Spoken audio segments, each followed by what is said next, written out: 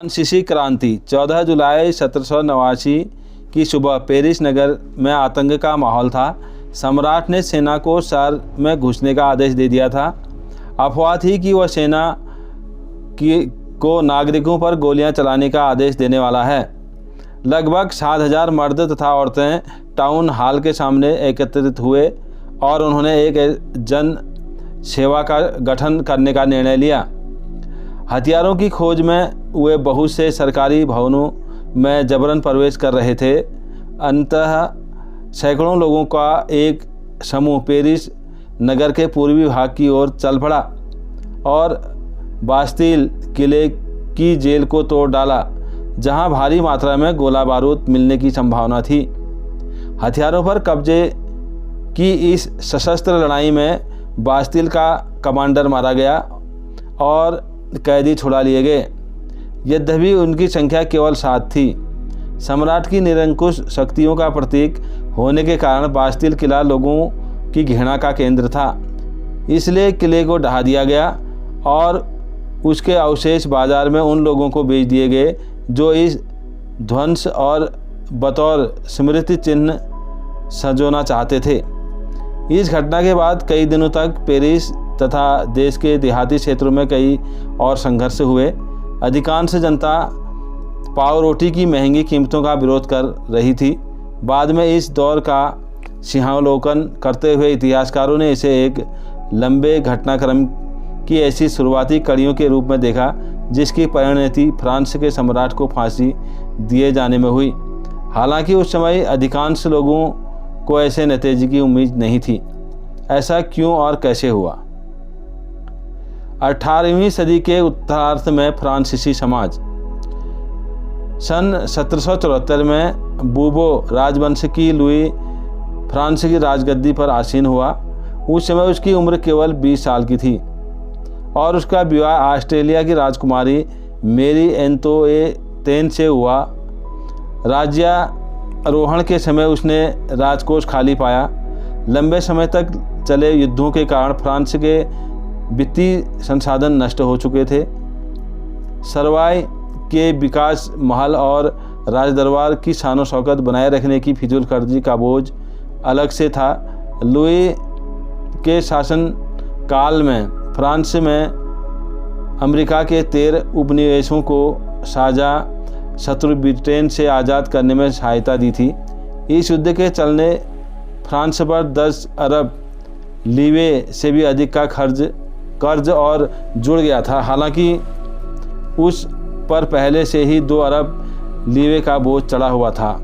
सरकार से कर्जदाता अब 10% ब्याज की मांग करने लगे थे। फलस्वरूप फ्रांसीसी सरकार अपने बजट का बहुत बड़ा हिस्सा दिनों दिन बढ़ते जा रहे कर्ज को चुकाने पर मजबूर थी।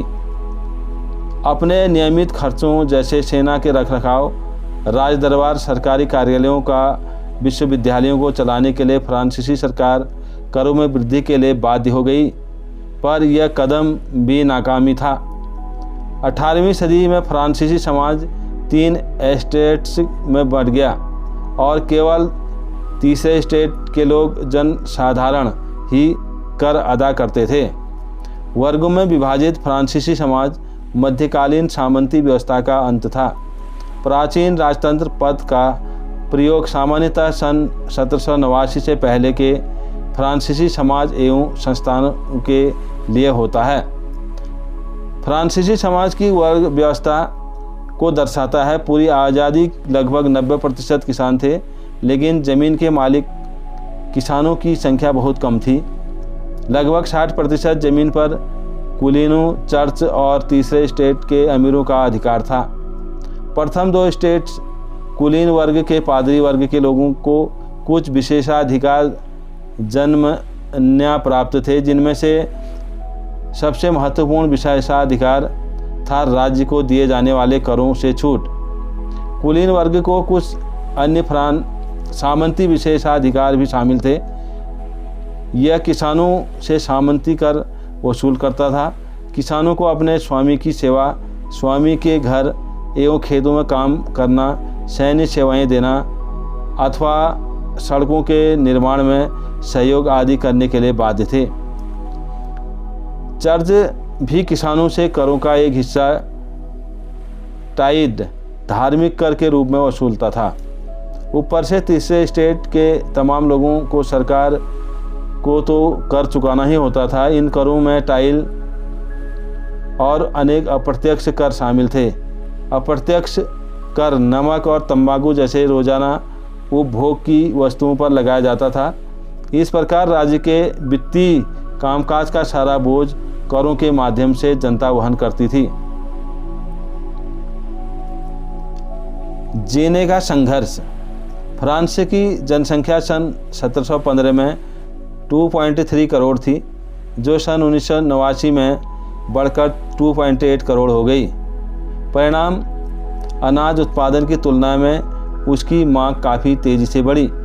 अधिकांश लोगों के मुख्य खाद्य पाव रोटी की कीमत में तेज़ी से वृद्धि हुई। अधिकतर कामगार कारखानों में मजदूरी करते थे और उनकी मजदूरी मालिक तय करते थे, लेकिन मजदूरी महंगाई की दर से नहीं बढ़ रही थी। फलस्वरूप अमीर गरीब की खाई चौड़ी होती गई।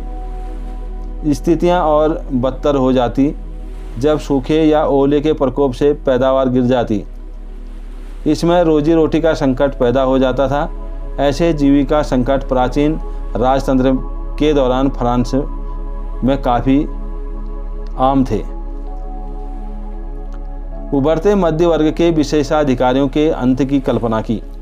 पहले तो कर बढ़ाने एवं अकाल के समय किसान और कामगार विद्रोह कर चुके थे, परंतु उसके बाद सामाजिक एवं आर्थिक व्यवस्था में बुनियादी बदलाव लाने के लिए साधन एवं कार्यक्रम नहीं थे। ये जिम्मेदारी तीसरे स्टेट के उन समूह ने उठाई जो समृद्ध और शिक्षित होकर नए विचारों के संपर्क में आ सके थे। 18वीं सदी में एक नए सामाजिक समूह का उदय हुआ जिसे मध्य वर्ग कहा गया, जिसके फैलते समुद्र पारी व्यापार और ऊनी तथा रेशमी वस्त्रों के उत्पाद के बल पर संपत्ति अर्जित की थी। ऊनी और रेशमी कपड़ों का या तो निर्यात किया जाता था या समाज के समृद्ध लोग उसे खरीद लेते थे। तीसरे स्टेट में इन सौदागरों एवं निर्माताओं के अलावा प्रशासनिक सेवा वकील जैसे पेशेवर लोग भी शामिल थे। ये सभी पढ़े लिखे थे और इनका मानना था कि समाज के किसी भी समूह के पास जन्मना विशेषाधिकार नहीं होना चाहिए। किसी भी व्यक्ति की सामाजिक हैसियत का आधार उसकी योग्यता ही होनी चाहिए। स्वतंत्रता, समान नियमों तथा समान अवसरों के विचार पर आधारित समाज की यह परिकल्पना जॉन लॉक और ज्यां जाक रूसो जैसे दार्शनिकों ने प्रस्तुत की थी। अपने टू ट्रीटाइजेज ऑफ गवर्नमेंट में लाग ने राजा के देवी और निरंकुश अधिकारों के सिद्धांत का खंडन किया था। रूसो ने इसी विचार को आगे बढ़ाते हुए जनता और उसके प्रतिनिधियों के बीच एक सामाजिक अनुबंध पर आधारित सरकार का प्रस्ताव रखा। मॉन्तेस्क्यू ने the spirit of the laws नामक रचना में सरकार के अंदर विधायिका, कार्यपालिका और न्यायपालिका के बीच सत्ता विभाजन की बात कही। जब संयुक्त राज्य अमेरिका में 13 उपनिवेशकों ने ब्रिटेन में खुद को आज़ाद घोषित कर दिया तो वहाँ इसी मॉडल की सरकार बनी। फ्रांस के राजनीतिक चिंतकों के लिए अमेरिकी संविधान और उसमें दी गई व्यक्तिगत अधिकारों की गारंटी प्रेरणा का एक महत्वपूर्ण स्रोत थी। दार्शनिकों ने इस विचारों पर काफ़ी हाउसों और शैनान की गोष्ठियों में गर्मा गर्म बहस हुआ करती थी और पुस्तकों एवं अखबारों के माध्यम से इसका व्यापक प्रचार प्रसार हुआ। पुस्तकों या अखबारों के लोगों के बीच जोर से पढ़ा जाता ताकि अनपढ़ भी उन्हें समझ सके। इसी समय लुई द्वारा राज्य के खर्चों को पूरा करने के लिए फिर से कर लगाए जाने की खबर से विशेषाधिकार वाली व्यवस्था के विरुद्ध गुस्सा भड़क गया। क्रांति की शुरुआत। पिछले भाग में आप देख चुके हैं कि किन कारणों से लुई ने बढ़ चढ़ ने कर बढ़ा दिए थे। क्या आप सोच सकते हैं कि उसने ऐसा क्यों किया होगा? प्राचीन राजतंत्र के तहत फ्रांसीसी सम्राट अपनी मर्जी से कर नहीं लगा सकता था। इसके लिए उसे स्टेट जनरल प्रतिनिधि सभा की बैठक बुलाकर नए करों के प्रस्तावों पर मंजूरी लेनी पड़ती थी। स्टेट जनरल एक राजनीतिक संस्था थी जिसमें तीनों स्टेट अपने अपने प्रतिनिधि भेजते थे, लेकिन सम्राट ही यह निर्णय करता था कि इस संस्था की बैठक कब बुलाई जाए। इसकी अंतिम बैठक सन 1614 में बुलाई गई थी। फ्रांसीसी सम्राट लुई ने 5 मई 1789 में नए करों के प्रस्ताव के अनुमोदन के लिए स्टेट्स जनरल की बैठक बुलाई। प्रतिनिधियों की मेज़बानी के लिए वर्साई के एक आलीशान भवन को सजाया गया। पहले और दूसरे स्टेट ने इस बैठक में अपने 300 प्रतिनिधि भेजे जो आमने सामने की कतारों में बिठाए गए। तीसरे स्टेट में 600 प्रतिनिधि उनके पीछे खड़े किए गए। तीसरे स्टेट का प्रतिनिधि उनके अपेक्षाकृत समृद्ध और शिक्षित वर्ग कर रहे थे। किसानों, औरतों और कामगारों का सभा में प्रवेश वर्जित था। फिर भी लगभग 40,000 पात्रों के माध्यम से उनकी शिकायतों एवं मांगों की सूची बनाई गई, जिसे प्रतिनिधि अपने साथ लेकर आए थे। स्टेट्स जनरल के नियमों के अनुसार प्रत्येक वर्ग को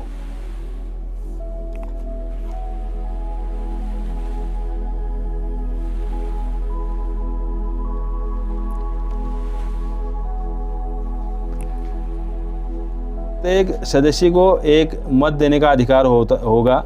यह एक लोकतांत्रिक सिद्धांत था जिसे मिसाल के तौर पर रूसो ने अपनी पुस्तक द सोशल कॉन्ट्रैक्ट में प्रस्तुत किया था। जब सम्राट ने इस प्रस्ताव को अस्वीकार कर दिया तो तीसरे स्टेट के प्रतिनिधि विरोध जताते हुए सभा से बाहर चले गए। तीसरे स्टेट के प्रतिनिधि खुद को संपूर्ण फ्रांसीसी राष्ट्र का प्रवक्ता मानते थे। 20 जून को ये प्रतिनिधि वर्साई के इंडोर टेनिस कोर्ट में जमा हुए। उन्होंने अपने आप को नेशनल असेंबली घोषित कर दिया और शपथ ली कि जब तक सम्राट की शक्तियों को कम करने वाला संविधान तैयार नहीं किया जाएगा तब तक असेंबली भंग नहीं होगी। इसका नेतृत्व मिराबियो और आबे सिए ने किया। मिराबियो का जन्म कुलीन परिवार में हुआ था, लेकिन वह सामंती विशेषाधिकारों वाले समाज को खत्म करने की ज़रूरत से सहमत था। उसने एक पत्रिका निकाली और वर्साई में जुटी भीड़ के समक्ष जोरदार भाषण भी दिए। आबे लिए मूलतः पादरी था और उसने तीसरा स्टेट क्या है शीर्षक से एक अत्यंत प्रभावशाली विचार पुस्तिका पैम्फलेट लिखी। जिस वक्त नेशनल असेंबली संविधान का प्रारूप तैयार करने में व्यस्त था, पूरा फ्रांस आंदोलित हो रहा था। कड़ाके की ठंड के कारण फसल मारी गई थी। पाव रोटी की कीमतें आसमान छू रही थी। बेकरी मालिक स्थिति का फ़ायदा उठाते हुए जमाखोरी में जुटे थे। बेकरी की दुकानों पर घंटों के इंतजार के बाद गुस्साई औरतों की भीड़ ने दुकान पर धावा बोल दिया। दूसरी तरफ सम्राट ने सेना को पेरिस में प्रवेश करने का आदेश दे दिया था। क्रुद्ध भीड़ ने 14 जुलाई को बास्तिल पर धावा बोलकर उसे नेस्तनाबूद कर दिया। देहाती इलाकों में गांव-गांव यह अफवाह फैल गई कि जागीरों के मालिकों ने भाड़े पर लठेतों लुटेरों के गिरोह बुला लिए हैं जो पकी फसलों को तबाह करने में निकल पड़े हैं। कई जिलों में भय से आक्रांत होकर किसानों ने कुदालों और बेलचों से ग्रामीण किलों पर आक्रमण कर दिए। उन्होंने अन्न भंडारों को लूट लिया और लगान संबंधी दस्तावेजों को जलाकर खाक कर दिया। कुलीन बड़ी संख्या में अपनी जागीरें छोड़कर भाग गए। बहुतों ने तो पड़ोसी देशों में जाकर शरण ली।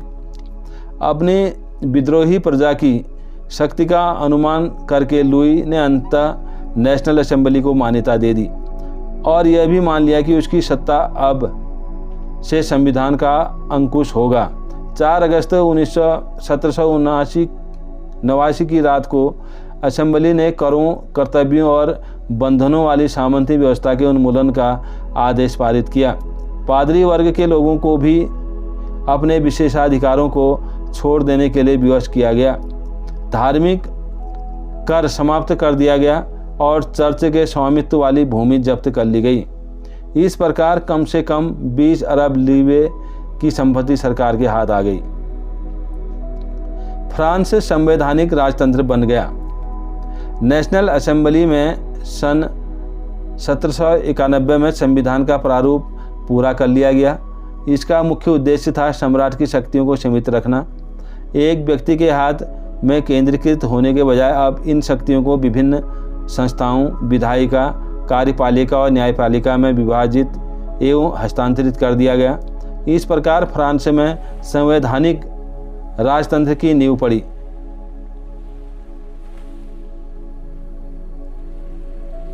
सन 1791 के संविधान में कानून बनाने का अधिकार नेशनल असेंबली को सौंप दिया गया। नेशनल असेंबली अप्रत्यक्ष रूप से चुनी जाती थी। सर्वप्रथम नागरिक एक निर्वाचक समूह का चुनाव करते थे जो पुनः असेंबली के सदस्यों को चुनते थे। सभी नागरिकों को मतदान का अधिकार नहीं था। 25 वर्ष से अधिक उम्र वाले केवल ऐसे पुरुषों को ही सक्रिय नागरिक, जिन्हें मत देने का अधिकार था, का दर्जा दिया गया था, जो कम से कम 3 दिन की मजदूरी के बराबर कर चुकाते थे। शेष पुरुषों और महिलाओं को निष्क्रिय नागरिक के रूप में वर्गीकृत किया गया था। निर्वाचक की योग्यता प्राप्त करने तथा असेंबली का सदस्य होने के लिए लोगों का करदाताओं की उच्चतम श्रेणी में होना जरूरी था। संविधान पुरुष एवं नागरिक अधिकार घोषणा पत्र के साथ शुरू हुआ था। जीवन के अधिकार, अभिव्यक्ति की स्वतंत्रता के अधिकार, कानूनी बराबरी के अधिकार का नैसर्गिक और अहरणीय अधिकार के रूप में स्थापित किया गया। अर्थात ये अधिकार प्रत्येक व्यक्ति को जन्मना प्राप्त थे और इस अधिकारों को छीना नहीं जा सकता। राज्य का यह कर्तव्य माना गया कि वह प्रत्येक नागरिक के नैसर्गिक अधिकारों की रक्षा करे।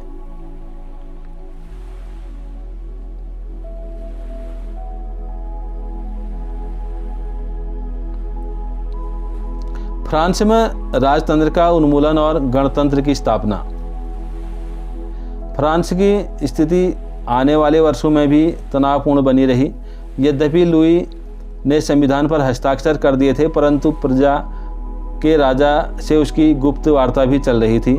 फ्रांस की घटनाओं से अन्य पड़ोसी देशों के शासक भी चिंतित थे। इसलिए 1789 की गर्मियों के बाद होने वाले ऐसी घटनाओं को नियंत्रित करने के लिए इन शासकों ने सेना भेजने की योजना बना ली थी। लेकिन जब तक इस योजना पर अमल होता, अप्रैल 1792 में नेशनल असेंबली ने प्रसा एवं ऑस्ट्रेलिया के विरुद्ध युद्ध की घोषणा का प्रस्ताव पारित कर दिया। प्रांतों से हजारों स्वयंसेवी सेना में भर्ती होने के लिए जमा होने लगे। उन्होंने इस युद्ध को यूरोपीय राजाओं या कुलीनों के विरुद्ध जनता की जंग के रूप में लिया। उनके होंठों पर देशभक्ति के जो तराने थे, उसमें कवि राजेट द लाइट द्वारा रचित मार्सिले भी था। यह गीत पहली बार मार्सिलेल ने स्वयंसेवकों ने पेरिस की ओर कूच करते हुए गाया था, इसलिए इस गाने का नाम मार्सिले हो गया, जो अब फ्रांस का राष्ट्रगान है। क्रांतिकारी युद्धों से जनता को भारी क्षति एवं आर्थिक कठिनाइयाँ झेलनी पड़ी। पुरुषों के मोर्चे पर चले जाने के बाद घर परिवार और रोजी रोटी की जिम्मेदारी औरतों के कंधों पर आ पड़ी। देश की आबादी के इन बड़े हिस्से को ऐसा लगता था कि क्रांति के सिलसिले को आगे बढ़ाने की ज़रूरत है, क्योंकि 1791 में संविधान से सिर्फ अमीरों को ही राजनीतिक अधिकार प्राप्त हुआ करते थे। लोग राजनीतिक क्लबों में अड्डे जमा कर सरकारी नीतियां और अपनी कार्य योजना पर बहस करते थे। इसमें से जैकोबिन क्लब सबसे सफल था, जिसका नाम पेरिस के भूतपूर्व कॉन्वेंट ऑफ सेंट जेकब के नाम से पड़ा, जो अब इस राजनीतिक समूह का अड्डा बन गया था। इस पूरी अवधि में महिलाएं भी सक्रिय थी और उन्होंने भी अपने क्लब बना लिए। इस अध्याय के खंड 4 में आप अपनी गतिविधियां एवं मांगों के बारे में और जानेंगे। जैकोबिन क्लब के सदस्य मुख्यतः समाज के कम समृद्ध हिस्सों से आते थे। इनके छोटे दुकानदार, कारीगर जैसे जूता बनाने वाले, पेस्ट्री बनाने वाले, घड़ी साज, छपाई करने वाले और नौकर और दिहाड़ी मजदूर शामिल थे, जिनका नेता मैक्सिमिलियन रोबेस्पियर था। जैकोबिनों के एक बड़े वर्ग के गोदी कारीगरों की तरह धारीदार लंबी पतलून पहनने का निर्णय किया। ऐसा उन्होंने समाज के फैशन परस्त वर्ग, खासतौर से घुटने तक पहने जाने वाले ब्रीचेस, घुटना पहनने वाले कुलीनों से खुद को अलग करने के लिए किया। यह ब्रीचेस पहनने वाले कुलीनों की सत्ता समाप्ति के ऐलान का सब तरीका था। इसलिए जैकोबिनों को शौकुलात के नाम से जाना गया, जिसका शाब्दिक अर्थ होता है बिना घुटने वाले। शौकुलात पुरुष लाल रंग की टोपी भी पहनते थे, जो स्वतंत्रता का प्रतीक थी, लेकिन महिलाओं को ऐसा करने की अनुमति नहीं थी। सन 1772 की गर्मियों में जैकोबिनों ने खाद्य पदार्थों की महंगाई और अभाव से नाराज पेरिस वासियों को लेकर एक विशाल हिंसक विद्रोह की योजना बनाई। 10 अगस्त को सुबह उन्होंने ट्यूलेरिये के महल पर धावा बोल दिया, राजा के रक्षकों को मार डाला और खुद राजा को कई घंटों तक बंधक बनाए रखा। बाद में असेंबली ने शाही परिवार को जेल में डाल देने का प्रस्ताव पारित किया। नए चुनाव कराए गए। 21 वर्ष से अधिक उम्र वाले सभी पुरुष, चाहे उनके पास संपत्ति हो या नहीं, को मत का अधिकार दे दिया गया। नवनिर्वाचित असेंबली में कन्वेंशन का नाम दिया गया। 21 सितंबर 1792 को इसके राजतंत्र का अंत कर दिया और फ्रांस को एक गणतंत्र घोषित किया। जैसा कि आप जानते हैं, गणतंत्र सरकार का वो रूप है जहां सरकार एवं उसके प्रमुख का चुनाव करती है। यह वंशानुगत राजशाही नहीं है। आप कुछ अन्य गणतांत्रिक देशों के बारे में जानकारी प्राप्त करने की कोशिश करें और देखें कि वे कब और कैसे गणतंत्र बने। लुई को न्यायालय द्वारा देशद्रोह के आरोप में मौत की सज़ा सुना दी गई। 21 जनवरी 1793 को प्लेस डी ला कार्ड में उसे सार्वजनिक रूप से फांसी दे दी गई। जल्द ही रानी मेरी एंतोनेट का भी यही हश्र हुआ। आतंक राज। सन 1793 से 1794 तक के काल को आतंक का युग कहा जाता है। रोबेस्पियर ने नियंत्रक एवं दंड की सख्त नीति अपनाई।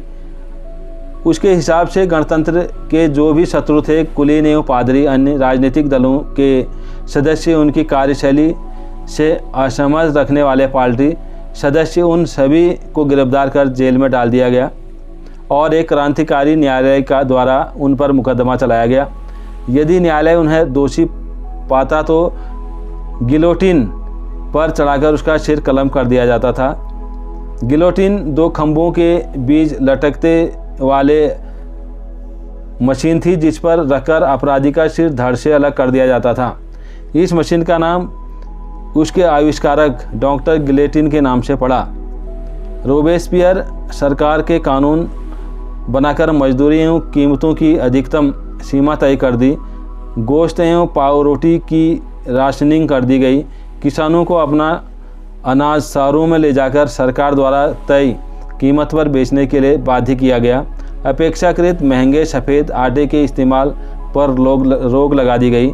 सभी नागरिकों के लिए साबुत गेहूं से बनी और बराबरी का प्रतीक मानी जाने वाली समता रोटी खाना अनिवार्य कर दिया गया। बोलचाल और संबोधन में भी बराबरी का आचार व्यवहार लागू करने की कोशिश की गई।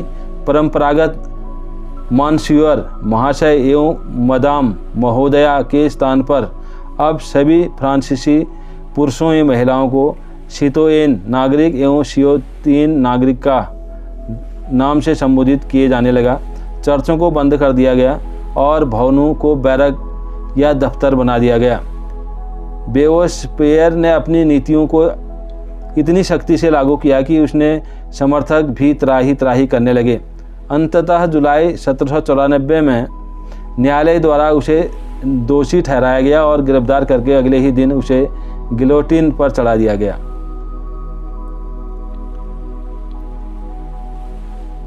डिरेस्टी शासित फ्रांस। जैकोबिन सरकार के पतन के बाद मध्य वर्ग के संपन्न तबके के पास सत्ता आ गई। नए संविधान के तहत संपत्तिहीन तबके को मताधिकार से वंचित कर दिया गया। इस संविधान में 2 चुनी हुई विधान परिषदों का प्रावधान था। इन परिषदों ने 5 सदस्यों वाली एक कार्यपालिका डिरेक्टरी को नियुक्त किया। इस प्रावधान के जरिए जैकोबिनों के शासन काल वाली एक व्यक्ति केंद्रित कार्यपालिका से बचने की कोशिश की गई, लेकिन डायरेक्टरों का झगड़ा अक्सर विधान परिषदों से होता था और परिषद उन्हें बर्खास्त करने की चेष्टा रखती थी। डायरेक्टरी की राजनीतिक अस्थिरता से सैनिक तानाशाह नेपोलियन बोनापार्ट के उदय का मार्ग प्रशस्त कर दिया। सरकार के फलस्वरूप इन सभी परिवर्तनों के दौरान स्वतंत्रता, विधि संपन्न, समानता और बंधुत्व प्रेरक आदर्श बने रहे। इन मूल्यों ने आगामी सदी में न सिर्फ फ्रांस बल्कि बाकी यूरोप के राजनीतिक आंदोलनों को भी प्रेरित किया। क्या महिलाओं के लिए भी क्रांति हुई?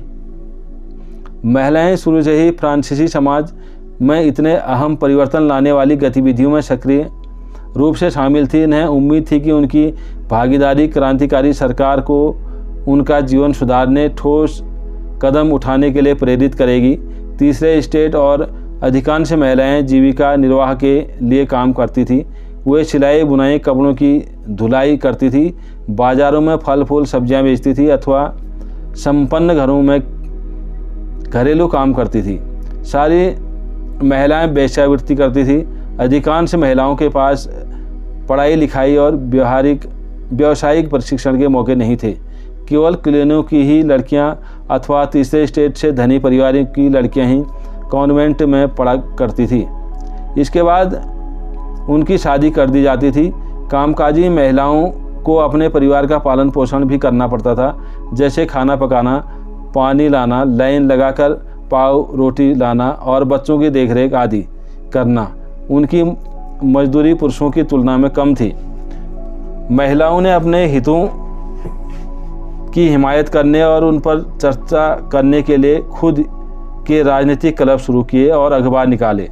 फ्रांस के विभिन्न नगरों में महिलाओं के लगभग 60 क्लब अस्तित्व में आए। उनके द सोसाइटी ऑफ रेवोल्यूशनरी एवं रिपब्लिकन वीमेन सबसे मशहूर क्लब था। उनकी एक प्रमुख मांग यह थी कि महिलाओं को पुरुषों के समान राजनीतिक अधिकार प्राप्त होने चाहिए। महिलाएं इस बात से निराश हुई कि 1791 के संविधान में उन्हें निष्क्रिय नागरिक का दर्जा दे दिया गया था। महिलाओं के मताधिकार, असेंबली के लिए चुने जाने तथा राजनीतिक पदों की मांग रखी। उनका मानना था कि तभी नई सरकार उनके हितों की प्रतिनिधित्व हो पाएगा। प्रारंभिक वर्षों में क्रांतिकारी सरकार ने महिलाओं के जीवन में सुधार लाने वाले कुछ कानून लागू किए। सरकारी विद्यालयों की स्थापना के साथ ही सभी लड़कियों के लिए स्कूली शिक्षा को अनिवार्य बना दिया गया। अब पिता उनकी मर्जी के खिलाफ शादी के लिए बाध्य नहीं कर सकते थे। शादी को स्वैच्छिक अनुबंध माना गया। नागरिक कानूनों के तहत उनका पंजीकरण किया जाने लगा।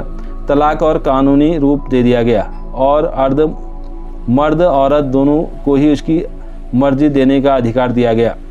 अब महिलाएं व्यावसायिक प्रशिक्षण ले सकती थी, कलाकार बन सकती थी और छोटे मोटे व्यवसाय भी चला सकती थी। फिर भी राजनीतिक अधिकारों के लिए महिलाओं का संघर्ष जारी रहा। आतंक राज के दौरान सरकार ने महिला क्लबों को बंद करने और उसकी राजनीतिक गतिविधियों पर प्रतिबंध लगाने वाला कानून लागू किया।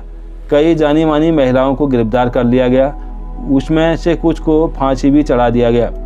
मताधिकार और समान वेतन के लिए महिलाओं का आंदोलन अगली सदी में भी अनेक देशों में चलता रहा। मताधिकार का संघर्ष 19वीं सदी के अंत एवं 20वीं सदी के प्रारंभ तक अंतर्राष्ट्रीय मताधिकार आंदोलन के जरिए जारी रहा।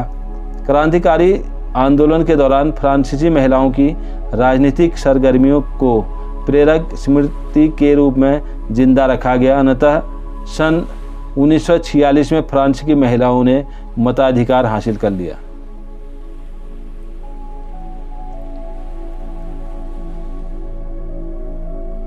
दास प्रथा का उन्मूलन। फ्रांसीसी उपनिवेशों में दास प्रथा का उन्मूलन जैकोबिन शासन के क्रांतिकारी सामाजिक सुधारों में से एक था। कैरिबियाई उपनिवेशक मार्टिगिन, गौडेलोप और सैन डोमिंगो तंबाकू, नील, चीनी एवं फ्रांस कॉफी जैसी वस्तुओं के महत्वपूर्ण आपूर्तिकर्ता थे। अपरिचित एवं दूर देश जाने वाले काम करने के प्रति यूरोपियों की अइच्छा का मतलब था बागानों में श्रम की कमी। इस कमी को यूरोप, अफ्रीका एवं अमेरिका के बीच त्रिकोणीय दास व्यवहार द्वारा पूरा किया गया। दास व्यवहार 17वीं शताब्दी से शुरू हुआ। फ्रांसीसी सौदागर बोर्दे और नांते बंदरगाह से अफ्रीका तट पर जहाज ले जाते थे, जहां वे स्थानीय सरदारों के दास खरीदते थे। दासों को दाग कर एवं हथकड़ियाँ डालकर अटलांटिका महासागर के पार कैरिबियाई देशों तक 3 माह की लंबी समुद्री यात्रा के लिए जहाज़ों में ठूस दिया जाता था, जहां उन्हें बागान मालिकों को बेच दिया जाता था। दास श्रम से बल पर यूरोपीय बाजारों में चीनी, कॉफ़ी एवं नील की बढ़ती मांग को पूरा करना संभव हुआ। बोर्दे और नांते जैसे बंदरगाह फलते फूलते दास व्यापार के कारण ही समृद्ध नगर बन गए। 18वीं सदी में फ्रांस के दास प्रथा का ज़्यादा निंदा नहीं हुई। नेशनल असेंबली में लंबी बहस हुई कि व्यक्ति के मूलभूत अधिकार उपनिवेशकों में रहने वाली प्रजा सहित समस्त फ्रांसीसी प्रजा को प्रदान किए जाएं या नहीं।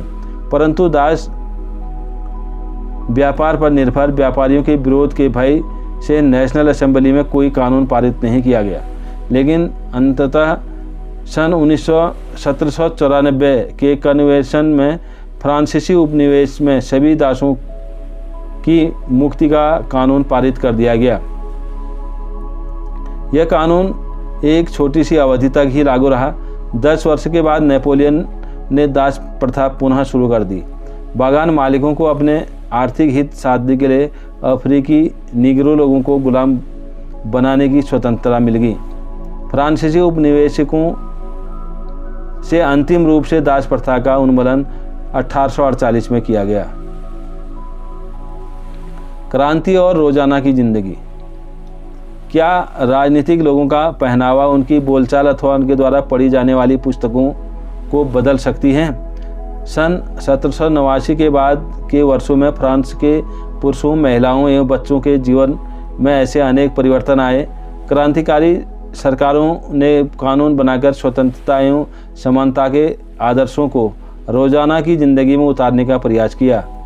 बास्तिल के विध्वंसक के बाद सन 1789 की गर्मी में जो सबसे महत्वपूर्ण कानून अस्तित्व में आया हुआ था सेंसरशिप की समाप्ति। प्राचीन राजतंत्र के अंतर्गत तमाम लिखित सामग्री और सांस्कृतिक गतिविधियां, किताब, अखबार, नाटक को राजा के सेंसर अधिकारियों द्वारा पास किए जाने के बाद ही प्रकाशित या मंचित किया जा सकता था। परंतु अब अधिकारों के घोषणा पत्र ने भाषण एवं अभिव्यक्ति की स्वतंत्रता का नैसर्गिक अधिकार घोषित कर दिया। परिणाम स्वरूप फ्रांस के शहरों में अखबारों, पर्चों, पुस्तकों और छपी हुई तस्वीरों की बाढ़ आ गई, जहाँ से तेजी से गांव देहात तक जा पहुँची। उसने फ्रांस में घट रही घटनाओं एवं परिवर्तनों का ब्यौरा और उन पर टिप्पणी होती थी। प्रेस की स्वतंत्रता का मतलब यह था कि किसी भी घटना की परस्पर विरोधी विचार भी व्यक्त किए जा सकते थे। प्रिंट माध्यम का उपयोग करने एक पक्ष से दूसरे पक्ष को अपने दृष्टिकोण से सहमत कराने की कोशिश की। नाटक, संगीत और उत्सवी जुलूसों के असंख्य लोग जाने लगे। स्वतंत्रता और न्याय के बारे में राजनीतिज्ञों व दार्शनिकों के पांडित्यपूर्ण लेखन को समझने और उसके जुड़ने का लोकप्रिय तरीका था, क्योंकि किताबों को पढ़ना तो मुट्ठी भर शिक्षितों के लिए ही संभव था। सारांश: 1804 में नेपोलियन बोनापार्ट ने खुद को फ्रांस का सम्राट घोषित कर दिया। उसके पड़ोस में यूरोपीय देशों की विजय यात्रा शुरू की। पुराने राजवंशों को हटाकर अब उसने नए साम्राज्य बनाए और उसको बागडोर अपने खानदान के लोगों के हाथ में दे दी। नेपोलियन खुद को यूरोप के आधुनिकीकरण का अग्रदूत मानता था। उसने निजी संपत्ति की सुरक्षा के कानून बनाए और दशमलव पद्धति पर आधारित नाप तोल की एक समान प्रणाली चलाई। शुरू में बहुत सारे लोगों को नेपोलियन मुक्तिदाता लगता था और उसने जनता को स्वतंत्रता दिलाने की उम्मीद भी थी, पर जल्दी ही उसकी सेनाओं को लोग हमलावर मानने लगे। आखिरकार 1815 में वाटरलू में उसकी हार हुई। यूरोप के बाकी हिस्सों में मुक्ति और आधुनिक कानूनों को फैलाने वाले क्रांतिकारी उपायों का असर उसकी मृत्यु के काफ़ी समय बाद सामने आया। स्वतंत्रता और जनवादी अधिकारों के विचार फ्रांसीसी क्रांति की सबसे महत्वपूर्ण विचारक थे। ये विचार 19वीं सदी में फ्रांस से निकलकर बाकी यूरोप में फैले और उनके कारण यहाँ सामंती व्यवस्था का नाश हुआ। औपनिवेशिक समाजों में संप्रभुत्व राज्य की स्थापना अगले आंदोलनों में दासता से मुक्ति के विचार को नई परिभाषा दी। टीपू सुल्तान और राजा राम मोहन राय क्रांतिकारी फ्रांस में उपजे विचारों और प्रेरणा लेने वाले दो ठोस उदाहरण थे।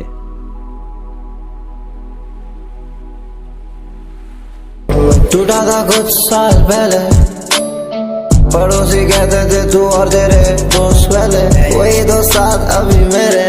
अब जानती है दुनिया हम कितने